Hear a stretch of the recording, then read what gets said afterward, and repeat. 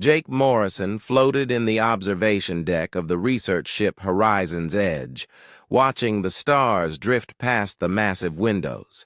He had been studying alien languages for 15 years, but he had never actually met an alien.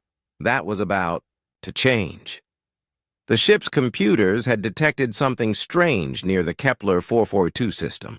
It wasn't a planet or a star or even a normal spacecraft. It was something that seemed to bend light around itself, creating patterns that hurt to look at directly. Captain Lisa Warren had ordered the ship to investigate, and now they were close, enough to see it clearly. Jake pressed his face against the cool glass and stared at the thing floating in space. It looked like a giant soap bubble made of moonlight, shifting and changing shape every few seconds. Sometimes it was round, sometimes it looked like a flower, and sometimes it reminded him of a human face. The strangest part was that looking at it made him feel calm and curious instead of afraid. "Dr. Morrison, please report to the bridge," came Captain Warren's voice over the ship's speakers. Jake pushed off from the window and floated through the corridors toward the command center. The artificial gravity was turned off in this section to save power. When Jake reached the bridge, he found the entire senior staff gathered around the main viewing screen. Captain Warren was a tall woman with short brown hair and sharp eyes that missed nothing. She looked at Jake as he entered. "We're getting some kind of signal from that object," she said. "It's not radio waves or anything we recognize. The computer thinks it might be trying to communicate directly with human brains." Chief Science Officer Dan Cooper, a thin man with thick glasses, nodded excitedly. "The patterns match neural activity in the human brain. It's like the thing is trying to talk to us using our own thoughts."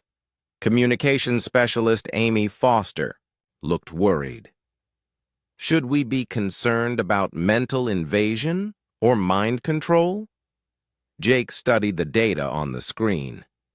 The patterns were unlike anything he had seen before, but they did seem to follow a structure that reminded him of language. "I think we should try to communicate back. If it wanted to hurt us, it probably would have done so already." Captain Warren made the decision. "Dr. Morrison, you're our expert on alien communication. I'm authorizing you to attempt first contact, but we'll monitor your vital signs constantly. If anything goes wrong, we pull you out immediately." Jake nodded and moved to the special chair the crew had set up. Sensors attached to his head would record everything that happened. He closed his eyes and tried to open his mind to whatever was trying to reach them. At first, there was nothing but the usual noise of his own thoughts. Then slowly, something else began to emerge. It felt like someone was gently touching his mind with fingers made of starlight. The presence was feminine and ancient but not threatening. Images began to flow into Jake's consciousness. He saw vast cities floating in space, beings of pure energy dancing between planets, and technologies that could reshape reality itself. But more than that, he could feel emotions and concepts that had no human words. The being was curious about him, fascinated by the way his mind worked. Then, suddenly, Jake realized something terrifying. The presence wasn't just sharing images with him. It was reading his thoughts, his memories, even his deepest fantasies. Everything he had ever imagined, every dream he had ever had, every secret wish was being examined by this alien intelligence. Jake tried to pull back, but the connection was too strong.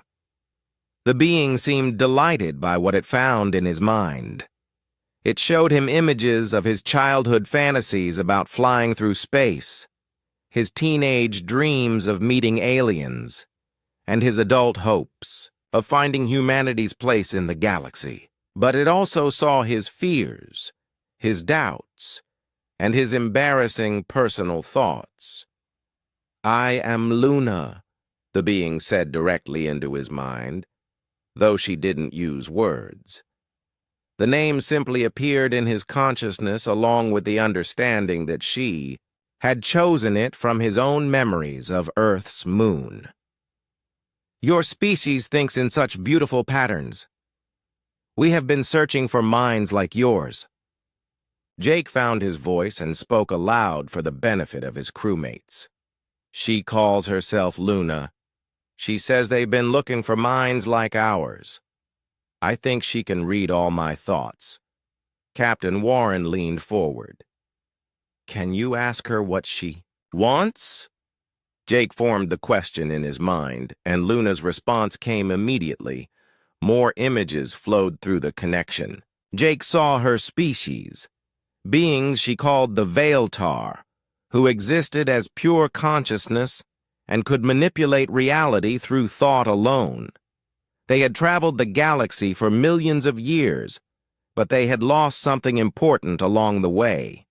They can change reality by thinking about it, Jake said, his voice filled with wonder and fear.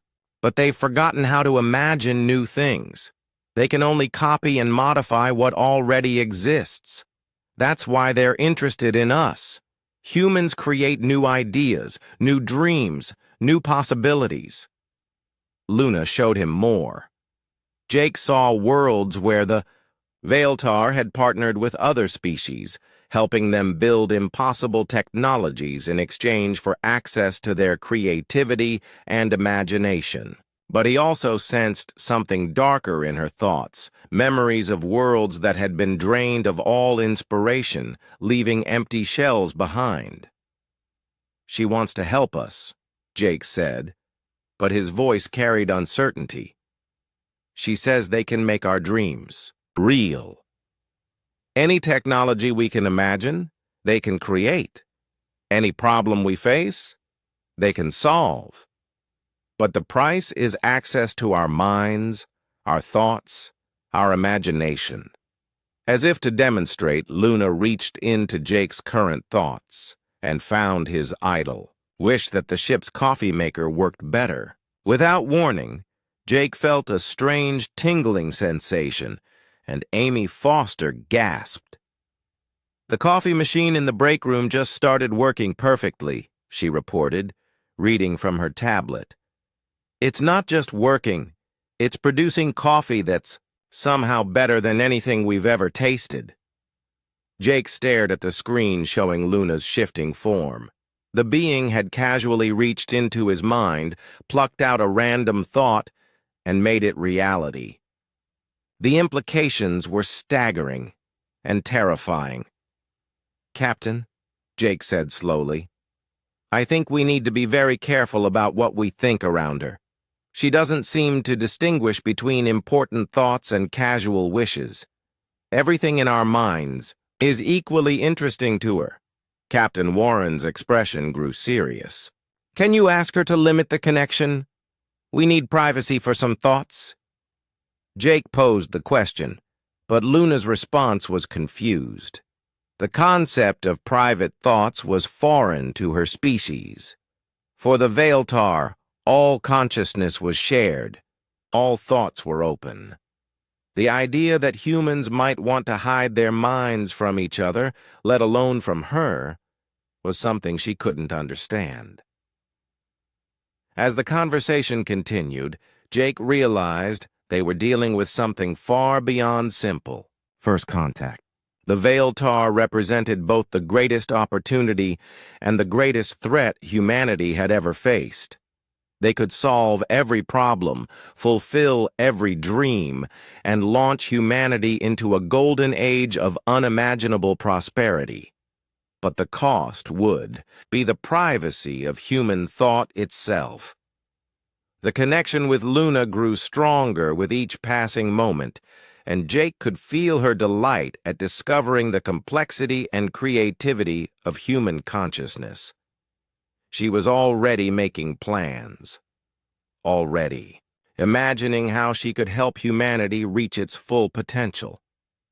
But Jake wondered if humanity would still be human when she was finished with them. 3 days had passed since first contact with Luna, and the horizon's edge had become a ship transformed. Jake Morrison barely recognized his home anymore as he walked through corridors filled with impossible technology that had appeared overnight. The walls themselves seemed to pulse with a soft, living light that responded to people's moods, and the air tasted cleaner than anything they had breathed in months of space travel. Jake found Captain Lisa Warren in what used to be the main conference room, but now looked like something from a fantasy novel. The table was made of what appeared to be crystallized starlight, and holographic displays showed information in 3 dimensions that hurt the brain to look at, but somehow made perfect sense. Luna's influence was growing stronger each day, and she was becoming more skilled at reading human desires. "The engineering team is having a breakdown," Captain Warren said, without looking up from a report that seemed to write itself as she read it. "Tom Bradley says half the ship's systems have been replaced with technology he can't understand, let alone repair." Jake sat down in a chair that adjusted itself to his exact preferences before he even settled into it. Luna doesn't understand the difference between wanting something and needing something. When Tom wished he had better tools to fix the engine problems, she gave him tools that work by thinking at them. When Amy wanted faster communication with Earth, Luna installed quantum transmitters that can send messages instantly across any distance. And when you had nightmares about hostile aliens 3 nights ago, she created those spider things in Cargo Bay 7, Captain Warren added.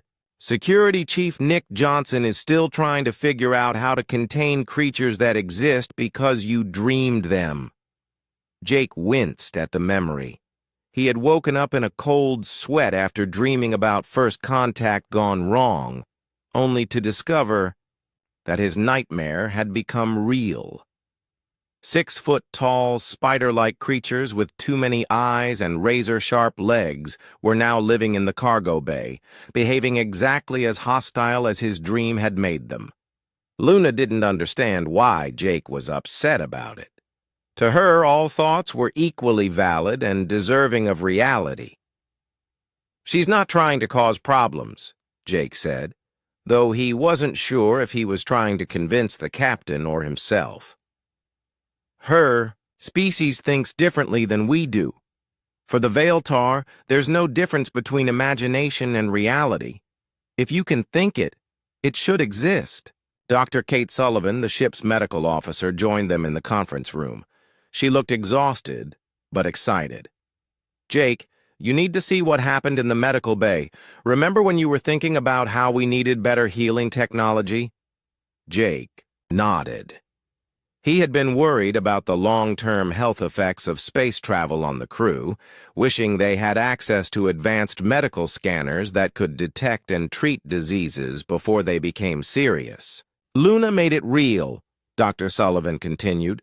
"I now have medical devices that can cure cancer, repair genetic damage, and even reverse aging to some extent. The technology is so advanced that I don't understand how it works, but it works perfectly. I tested it on some tissue samples, and the results are beyond anything we thought possible." "That's wonderful," Captain Warren said, but her voice carried worry. "What's the catch?" "The machines require conscious thought to operate them," Dr. Sullivan explained. "They respond to the doctor's intentions and knowledge. If I don't understand what I'm treating, they can't help. They enhance human medical knowledge but can't replace it." Jake found this information fascinating. Luna wasn't just creating random technology. She was making tools that worked with human minds, amplifying their abilities rather than replacing them. It suggested a deeper understanding of human nature than he had given her credit for. Amy Foster's voice came over the ship's communication system. "Captain, we're receiving a transmission from Earth. They want a full report on the alien contact situation." "Put it through to the conference room," Captain Warren replied. A moment later, A holographic display showed Admiral Robert Martinez, head of Earth's Deep Space Command. His expression was serious and concerned. Captain Warren, we've been monitoring your reports about this alien entity. The implications of what you're describing are staggering. Are you telling me that this being can manifest any technology humans can imagine? That appears to be correct, Admiral, Captain Warren replied. However, the process is unpredictable and tied directly to the thoughts of our xenolinguist, Dr. Morrison. We can't control what gets created or when. Admiral Martinez leaned forward. Dr. Morrison, can you communicate our desire to establish formal diplomatic relations with this Luna entity? Jake considered the question. I can try, Admiral, but you need to understand that Luna doesn't think like we do. She doesn't have concepts of governments or formal treaties. To her, the fact that she's helping us is the relationship. She's like a child who wants to make friends by giving gifts, except her gifts can reshape reality. As if summoned by the mention of her name, Jake felt Luna's presence touch his mind. She had been constantly connected to him since their first contact, reading his thoughts and emotions. He had tried to maintain some mental privacy, but it was exhausting, and Luna seemed confused by his efforts to block her. Images flowed through the connection. Luna showed Jake her delight at the crew's reactions to her gifts. She had been watching through his eyes and reading his thoughts about each crew member's needs and desires. To her, the fact that some of her creations caused problems was just part of the learning process. She's here now, Jake said to the others. She wants to know why you're worried about her help. She says she's only trying to make things better for us. Through Luna, Jake could sense something vast approaching. Other presences, older and more powerful than Luna, were becoming aware of the contact between humans and Veiltar. Luna was young, by her species standards, barely more than a child, and her elders were curious about the humans who had captured her attention. Admiral, Jake said, his voice growing urgent, there are others coming. Luna isn't alone. She's part of a larger group, and they're all interested in humanity now. The holographic display flickered as Luna's influence touched the communication system. Suddenly, Admiral Martinez could see and hear everything with perfect clarity, as if he were standing in the room instead of light years away on Earth. Impressive, the Admiral said, looking around at the impossible technology surrounding the conference room. Dr. Morrison, what do we know about the intentions of these other entities? Jake asked Luna directly, and her response came with a flood of images and emotions.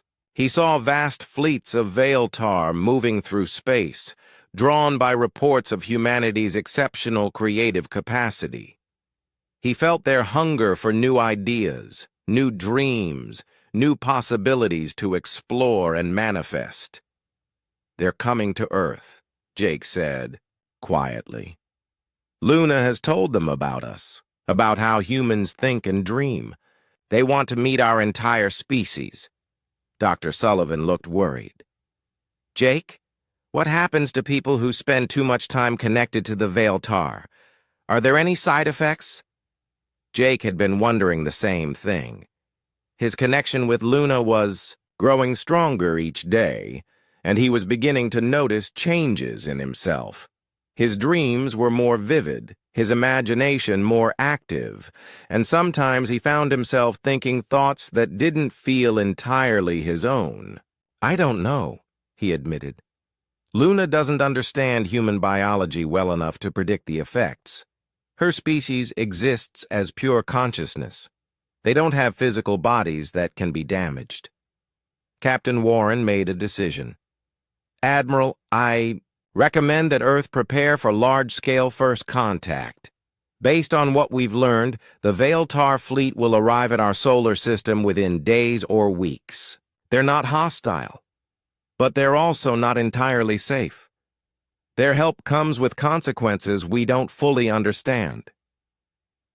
As if responding to the captain's words, Luna sent Jake a vision of Earth surrounded by Veiltar ships, each one as beautiful and impossible as Luna herself. But in the vision, Jake could see changes happening to the planet below. Cities were transforming, growing into fantastic shapes that defied physics. People were walking around with expressions of wonder and confusion as their casual thoughts became reality around them. "She's showing me what will happen when they reach Earth," Jake said. "It's going to be beautiful and terrifying at the same time. Every human fantasy, every dream, every nightmare is going to become real." The conference room fell silent as everyone contemplated the implications. Humanity was about to undergo the most dramatic transformation in its history, whether they were ready for it or not. And Jake Morrison, a simple xenolinguist who had only wanted to study alien languages, was going to be at the center of it all. Jake Morrison stood on the observation deck of the horizon's edge, watching Earth grow larger on the viewing screen. The planet looked different now, even from this distance. Strange lights flickered across the continents, and massive structures that definitely hadn't been there a week ago stretched up into the atmosphere. The Veiltar fleet had arrived 3 days earlier, and the world was already changing. Luna floated beside him, her form more stable now but still shifting like liquid moonlight. She had grown more solid since connecting with Jake, as if his thoughts were giving her a more defined existence. Other crew members could see her now, though she still preferred to communicate directly through Jake's mind. "The people of your world think such interesting thoughts," Luna said, her voice like distant music in Jake's head. "So many different dreams all at once. My people are delighted." Jake watched the Earth with growing concern. Reports were coming in from major cities around the world. New York had sprouted floating gardens that defied gravity, filled with plants that glowed and sang. Tokyo was dealing with mechanical dragons that had escaped from manga artists' imaginations. London's Thames River now flowed uphill in some places, creating impossible waterfalls that fell into the sky. "Luna, your people need to be more careful," Jake said. "Humans aren't used to having their thoughts become real. It's causing chaos." Through their connection, Jake could feel Luna's confusion. To her species, the manifestation of thoughts was as natural as breathing. The concept that reality should remain separate from imagination was foreign to the Veiltar. They saw the chaos on Earth as growing pains, a necessary part of humanity's evolution into something greater. Captain Lisa Warren approached them, her expression grim. "Jake, we're getting reports from Earth that are getting worse by the hour. The entity leading the Veiltar fleet, the one you called Cosmos, is demanding complete access to human minds. He's not asking permission like Luna did." Jake had sensed Cosmos when the fleet arrived. Unlike Luna's gentle curiosity, Cosmos radiated power and impatience. He was ancient even by Veiltar standards, and he viewed humanity not as partners, but as resources to be harvested. Through Luna, Jake had learned that Cosmos commanded thousands of Veiltar who had drained dozens of worlds of their creative capacity. "Show me the latest reports," Jake said. Warren activated a holographic display that showed feeds from around Earth. In Paris, the Eiffel Tower had transformed into a twisting spiral of crystal that reached into space. Children's drawings were coming alive and walking through the streets. In Beijing, architectural designs from dreams were replacing entire city blocks without warning. People were finding their homes transformed overnight into impossible structures that defied physics, but somehow remained standing. The most disturbing reports came from areas where Cosmos had focused his attention. Entire populations were standing motionless with blank expressions, their minds apparently being read and emptied of imagination. Military bases reported that their personnel were becoming increasingly passive and uncreative, as if their ability to think original thoughts was being drained away. He's not just reading minds, Jake realized. He's taken something from them. Luna, what is Cosmos doing to my people? Luna's response came with a wave of sadness and shame. She showed Jake images of other worlds the Veiltar had visited, planets where the inhabitants had initially welcomed the reality-manipulating aliens, only to find themselves slowly drained of all creativity and imagination. The Veiltar fed on original thoughts, and once a mind was emptied of its creative capacity, it could never generate new ideas again. Your species is different, Luna explained. Most beings create a few new ideas in their entire lives, but humans generate new thoughts constantly, even while sleeping. Cosmos believes your people are an unlimited resource. Jake felt sick. He was beginning to understand the true scope of the threat humanity faced. The Veiltar weren't just interested in human creativity as partners. They saw Earth as a farm to be harvested, with 7 billion human minds providing an endless supply of imagination to feed their reality-shaping abilities. Captain, I need to speak with Earth Command immediately, Jake said. Humanity is in more danger than we realized. Warren established a connection to General Claire Murphy, who was coordinating Earth's response to the alien arrival. The general's image appeared on the display, showing a woman with steel-gray hair and tired eyes. Behind her, Jake could see military personnel working frantically at their stations. Dr. Morrison, we need solutions and we need them fast, General Murphy said. Our conventional weapons are useless against these entities. They can reshape reality itself. How do we fight something like that? Jake had been thinking about the same question. Through his connection with Luna, he had learned about Veiltar weaknesses and limitations. General, the Veiltar can only manipulate reality based on thoughts they can understand and process. They're incredibly powerful, but they lack original creativity. They can copy and modify existing ideas, but they can't create truly new concepts. What does that mean for us? General Murphy asked. It means we can overwhelm them with complexity, Jake explained. If we think thoughts that are too complicated or contradictory for them to process, it causes them mental distress. Luna showed me memories of other species that fought back using mathematical paradoxes and impossible logical concepts. Dr. Dan Cooper, who had been listening to the conversation, stepped forward. Jake, are you suggesting we can weaponize human creativity? Exactly, Jake said. But there's a problem. I'm becoming the conduit between humanity and the Veiltar fleet. Every thought, every dream, every nightmare from 7 billion people is starting to flow through my mind before reaching them. The strain is enormous. As if to prove his point, Jake suddenly staggered as a wave of human thoughts crashed through his consciousness. A child in Australia dreaming about flying horses. An artist in Brazil imagining impossible colors. A scientist in Canada thinking about faster-than-light travel. Thousands of nightmares about the alien invasion itself. All of it poured through Jake's mind in an instant, leaving him gasping and disoriented. Luna reached out to steady him, her touch cool and calming. I tried to filter the connection, but human minds are so active, she said. Your species thinks more in one day than most beings think in a lifetime.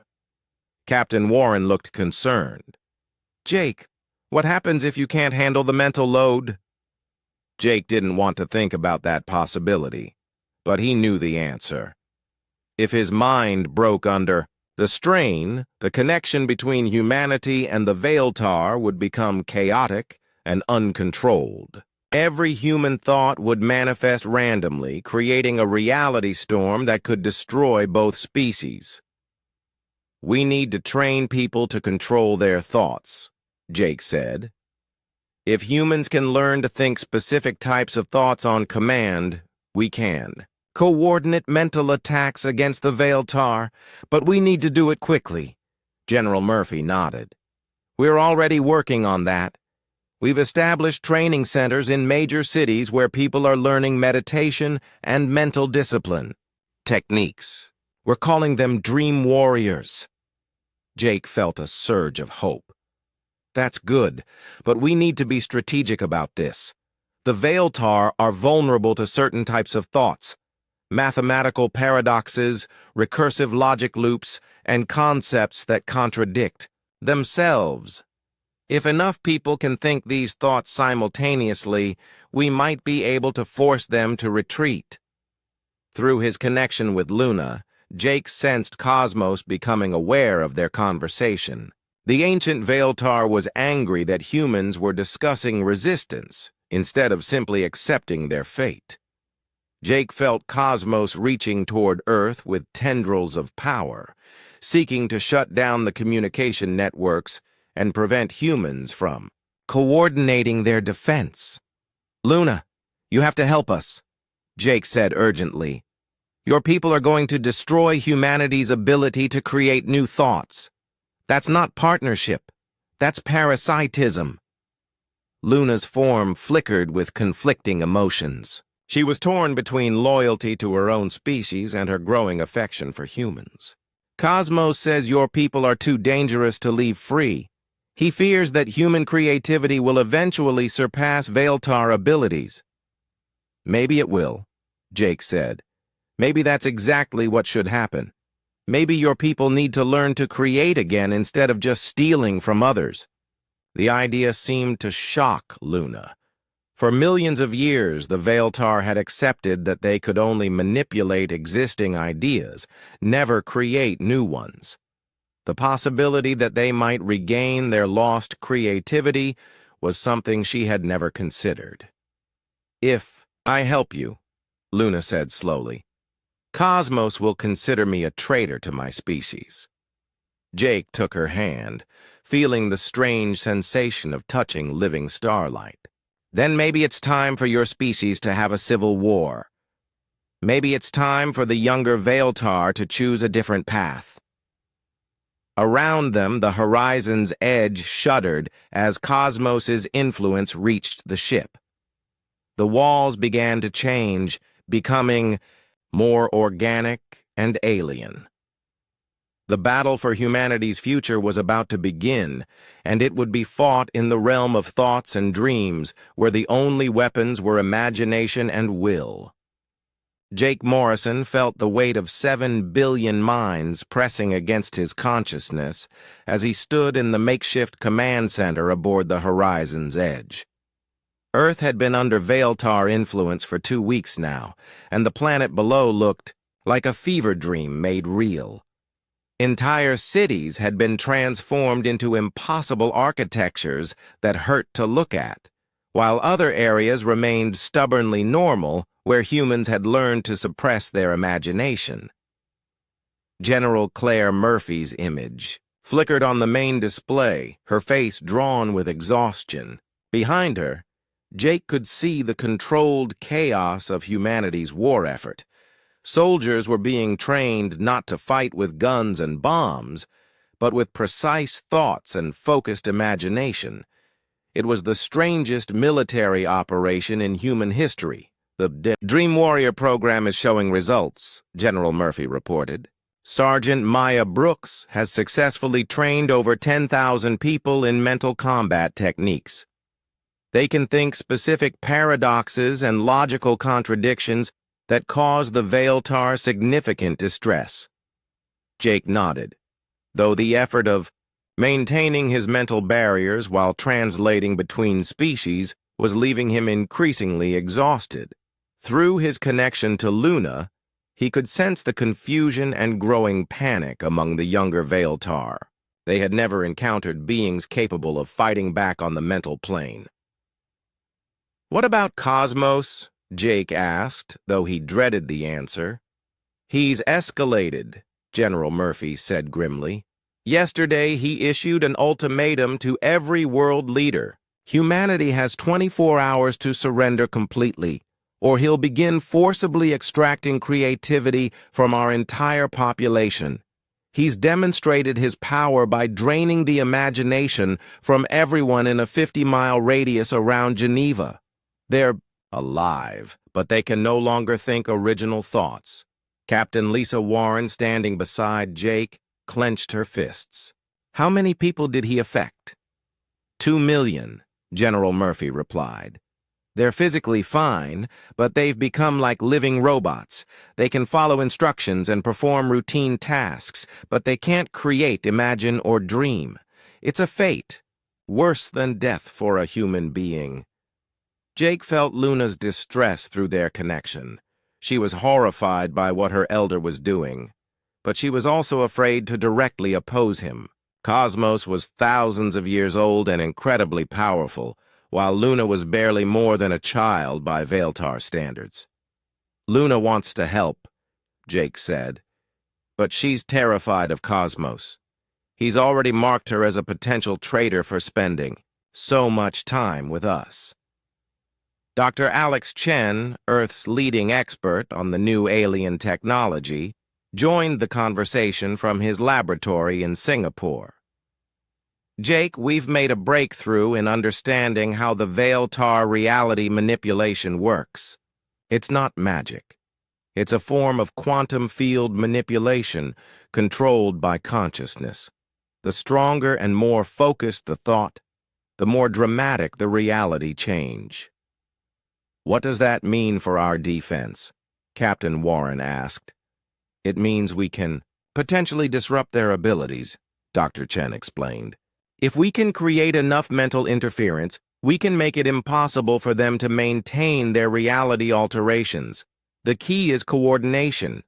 We need thousands of people thinking the same disruptive thoughts at exactly the same time." Jake found this idea intriguing, but he could sense through Luna that Cosmos was also listening to their conversation. The ancient Veiltar was learning about human technology and strategy, adapting his approach to counter their resistance. "He knows what we're planning," Jake warned. "Cosmos is preparing countermeasures." As if summoned by his name, Jake felt Cosmos's presence slam into his mind like a physical blow.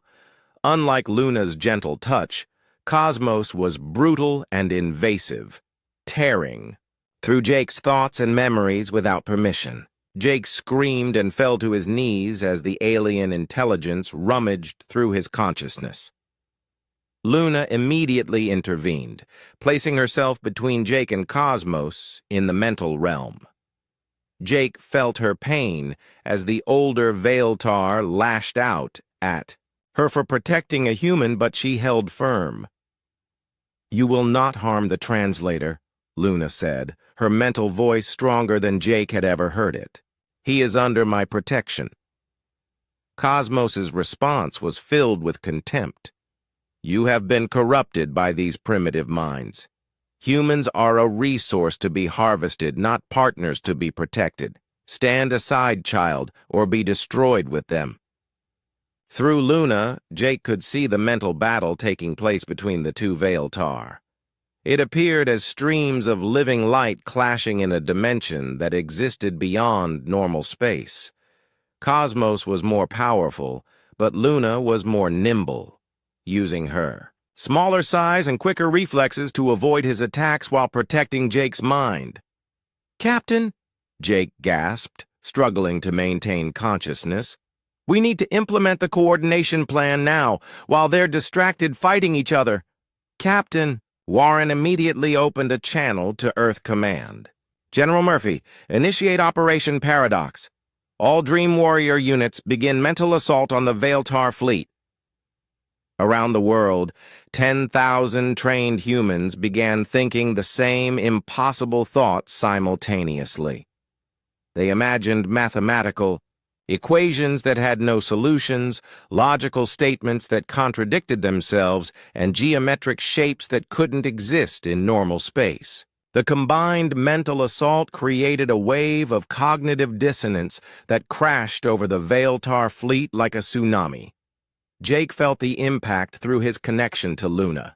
The alien ships surrounding Earth began to flicker and destabilize as their reality manipulation abilities were disrupted by the coordinated human thoughts. Several of the smaller Veiltar entities screamed in pain and confusion, unable to process the contradictory information flooding their consciousness. But Cosmos was stronger than his followers. Instead of being overwhelmed by the human assault, he absorbed the chaotic thoughts and used them to fuel his own power. Jake watched in horror as the ancient being grew larger and more defined, feeding on the very mental energy that was supposed to drive him away. "It's not working," Jake said, desperately. "He's using our own thoughts against us." Luna broke away from her battle with Cosmos and rushed to Jake's side. "He has learned to process contradictions by accepting them as part of reality. Your people's plan won't work against him." "Then what will work?" Captain Warren demanded. Jake looked at Luna, seeing her clearly for the first time since their connection began. She was beautiful in an alien way, like a living constellation shaped into the form of a woman. But more than that, she was afraid. Afraid of Cosmos, afraid for humanity, and afraid of what would happen if the war continued. "Luna," Jake said quietly, "what do the Veiltar fear most?" Her response came with images and emotions rather than words. Jake saw the ancient history of her species, a time when they had been creative and imaginative like humans. But something had happened, a great catastrophe that had stripped them of their ability to generate original thoughts. Since then, they had wandered the galaxy as parasites, feeding on the creativity of other species to survive. They fear becoming extinct, Jake realized. They fear running out of other minds to feed on and being left alone with their own empty consciousness. "How does that help us?" General Murphy asked over the communication link. Jake had an idea, but it was dangerous and would require him to open his mind completely to the Veiltar network. What if we don't try to drive them away? What if we try to teach them? Everyone stared at Jake as if he had lost his mind. "Teach them what?" Captain Warren asked. "How to imagine again," Jake said. "Luna, your people weren't always parasites. You used to create your own thoughts, your own dreams. What if humans could help you remember how?" Luna's form brightened with hope and terror. "The elders would never allow it. They have forbidden any attempt to regain our lost abilities. They say it's impossible." "Maybe it is impossible for them," Jake said. "But what about the younger Veiltar? What about you?" Through their connection, Jake began to share something he had never shared with anyone: his own process of imagination. He showed Luna how humans created new ideas by combining existing concepts in unexpected ways, how they used emotion and experience to generate thoughts that had never existed before. He demonstrated the human ability to dream of things that were impossible and then find ways to make them real. Luna absorbed the information eagerly, her consciousness expanding as she began to understand the mechanics of creativity. For the first time in millions of years, a Veiltar began to generate truly original thoughts. The effect was immediate and dramatic. Luna's form shifted and changed, becoming something new and unprecedented.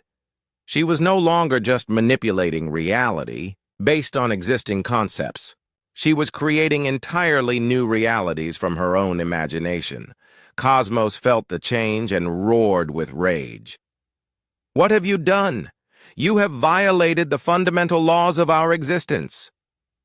No, Luna replied, her voice now strong and confident. I have remembered what we used to be, and I'm going to help the others remember too. The war for humanity's future was about to enter its final phase, and the battlefield would be the very nature of consciousness itself.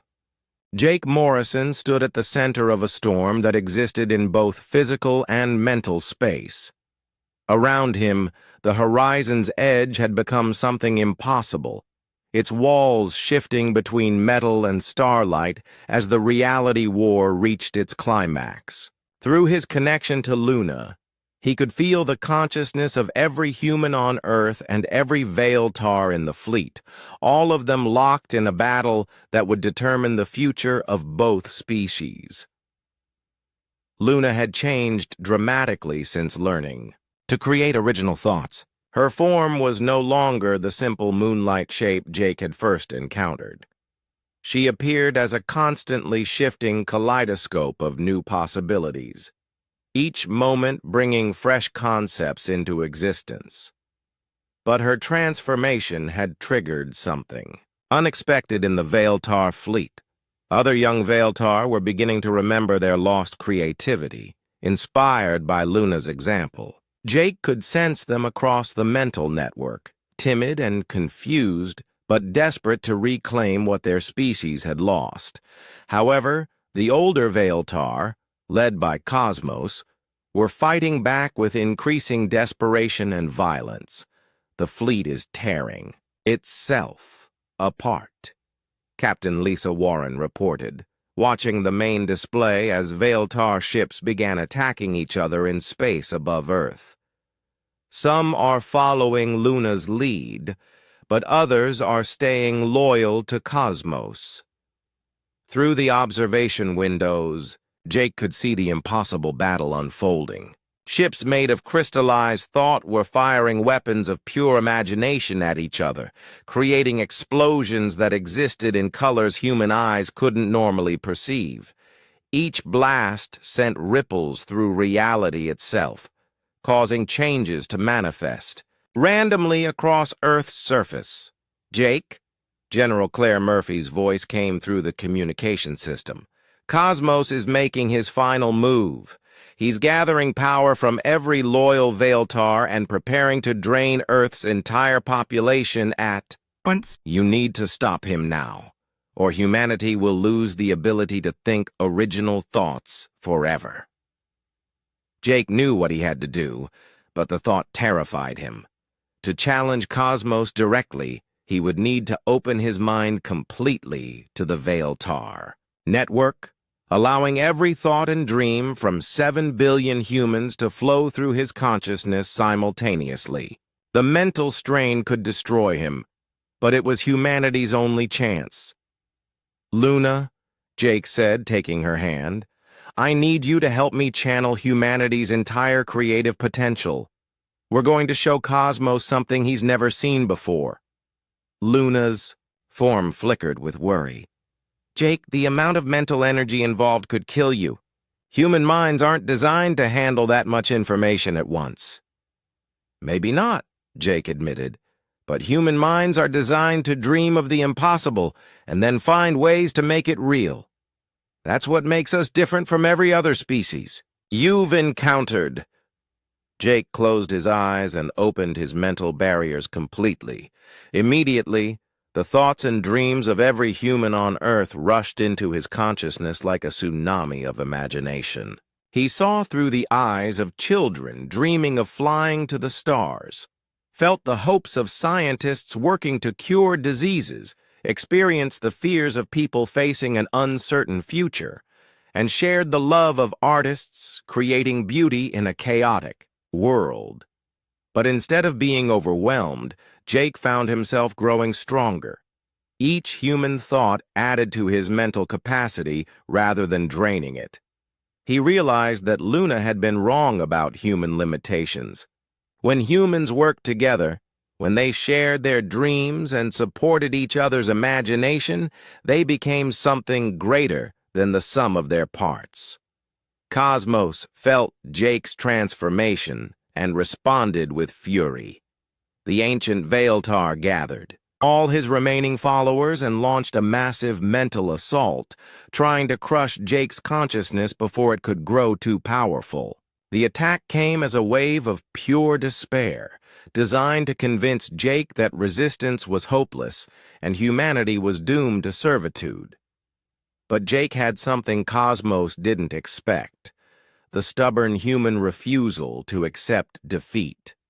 Every human who had ever faced impossible odds and chosen to fight anyway, every dreamer who had been told their ideas were worthless but continued to believe, every person who had looked at a problem and decided to find a solution rather than give up, all of that determination flowed through Jake and transformed him into something unprecedented.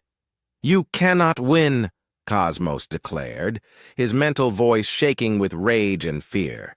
"Your species is young and weak. We have conquered 1,000 worlds and drained them of all creativity. Earth will be no different." Jake's response came not just from himself, but from the collective voice of humanity. "You're wrong. We're not just another species for you to harvest. We're the species that dreams of the impossible and then makes it real. We're the species that looks at a problem and asks not whether it can be solved, but how we can solve it, to demonstrate his point, Jake began manifesting something that had never existed before in the galaxy. A reality where Veiltar and humans worked together as true equals, where creativity was shared rather than stolen, where both species could grow and evolve together. The vision was so compelling and beautiful that even some of Cosmos's loyal followers began to waver. Luna joined her power to Jake's, adding her own newfound creativity to the vision.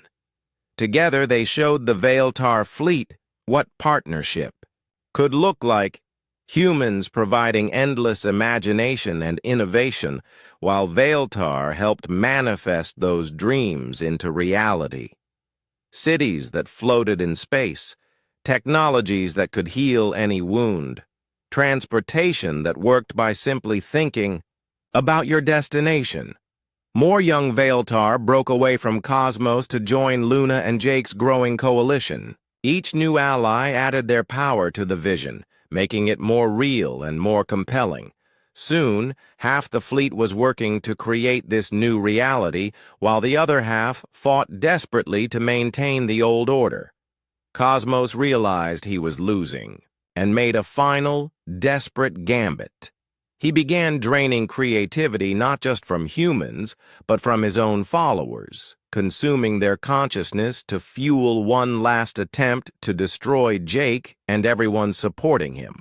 The ancient Veiltar grew to enormous size, becoming a dark presence that threatened to devour all thought and imagination in the solar system.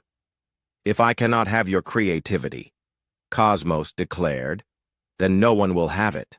I will drain every mind in this system and leave only empty shells behind." Jake felt the terrible pull of Cosmos's power, felt his own thoughts beginning to slow and fade as the ancient being tried to consume his consciousness. But at the moment when defeat seemed certain, something unexpected happened. Every human on Earth began to think the same thought simultaneously, not because they were coordinated or trained, but because it was the most human response possible to the threat of extinction. They refused to give up.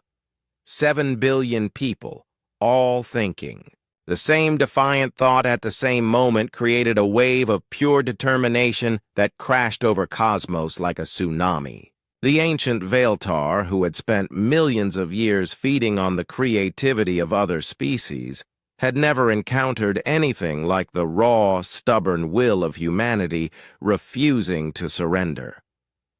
The mental feedback was too much for Cosmos to handle. His consciousness, bloated with stolen creativity but lacking any original thoughts of his own, began to collapse under the weight of humanity's collective defiance. He screamed across multiple dimensions as his power broke apart and scattered, no longer able to maintain his grip on reality.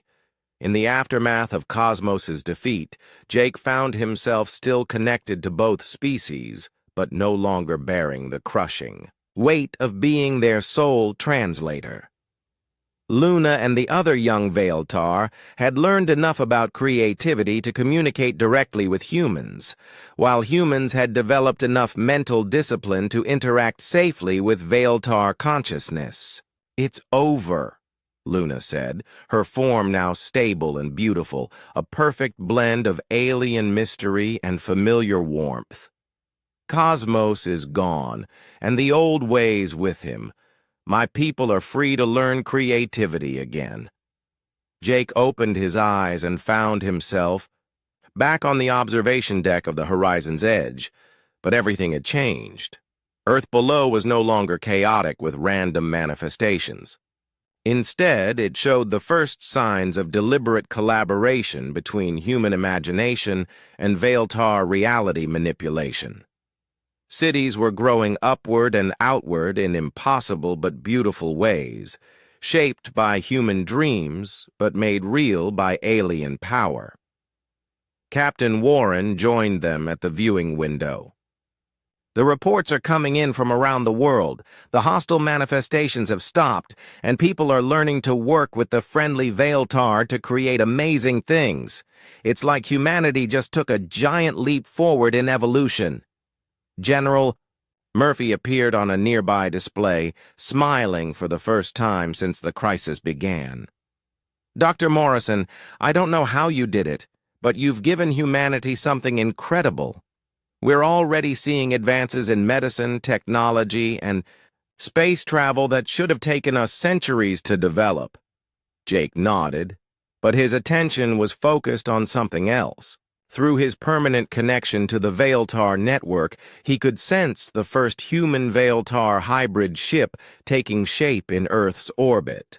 It was a vessel that existed partially in normal space and partially in the realm of imagination, capable of traveling anywhere the crew could dream of going. "What happens now?" Jake asked Luna. Her response came with images of a galaxy full of possibilities. Humans and Veiltar working together to explore new worlds, to meet other